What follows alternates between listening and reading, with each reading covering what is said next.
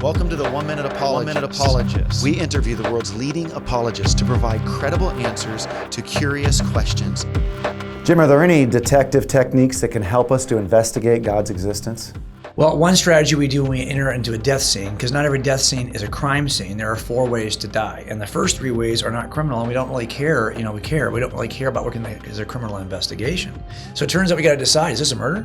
Because then we do have to get involved in a criminal investigation. But the first 3 ways, you can be explained by staying inside the room. Let me explain why. Let's say we have a guy who's got a gunshot injury, and there's a pistol in the room. Yet we know that that's actually his pistol registered to him. There's no evidence of any intruder in the room. All the DNA and the fingerprints come back to him in the room. Well, now I can actually explain all the evidence in the room by staying in the room. And when that's the case, it's going to be in one of the first 3 categories: natural, accidental, or suicide.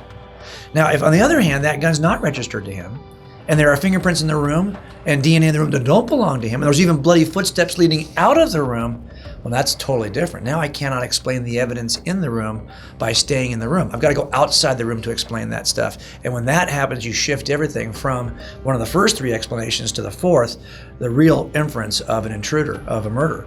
So what we could do is take a look at the entire universe with the same principle. Can we explain everything we see in the universe by staying in the room? If we can, we'd have no evidence of an intruder. Some form of naturalism will get it done. Some form of evolutionary processes involving space, time, and matter, physics, and chemistry will be sufficient. On the other hand, if we've got things in the universe we cannot explain by staying inside the room of the natural universe, but now we've got a problem. We've got evidence of an external intruder outside the room of naturalism. We now have got good evidence for the supernatural existence of a first creator.